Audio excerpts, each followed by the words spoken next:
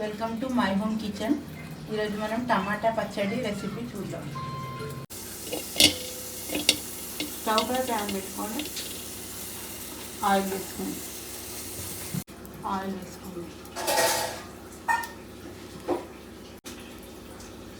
పచ్చిమిర్చి, వెల్లుల్లిపాయ,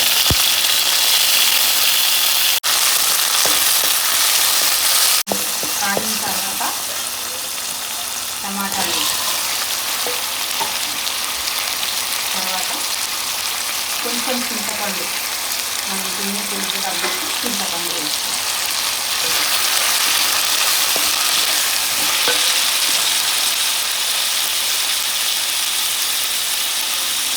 జీలకర్ర,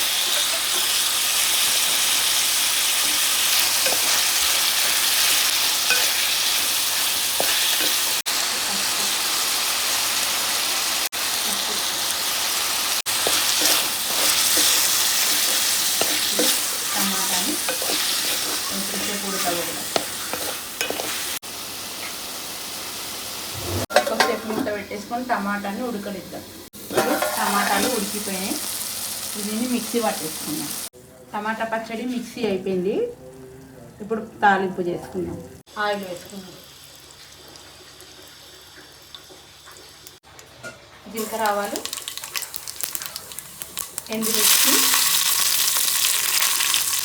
కోసం మినపప్పు,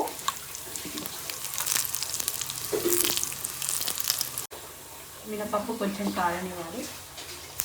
తర్వాత కరివేపాకు, కొంచెం ఇంగువ,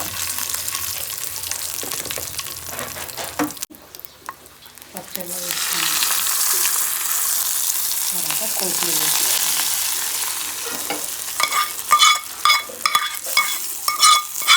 టమాటా పచ్చడి రెడీ అయిపోయింది. నచ్చితే లైక్, షేర్ అండ్ సబ్స్క్రైబ్.